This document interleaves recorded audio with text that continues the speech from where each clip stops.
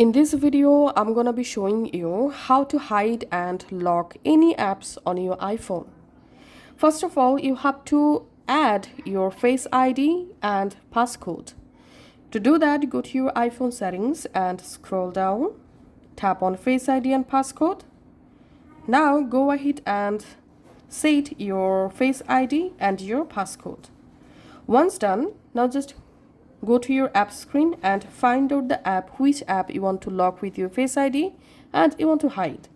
Long press the app, tap on Require Face ID, and here select Hide and Require Face ID. And now verify your Face ID.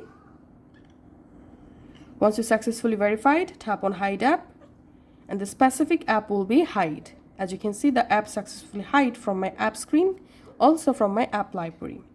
Now to use the hidden app, go to your app library. All the way to the bottom, here you will find hidden album. Tap on that. And after verifying your Face ID, the hidden album will be visible. Then from here, you can easily use any hidden app. Thanks for watching.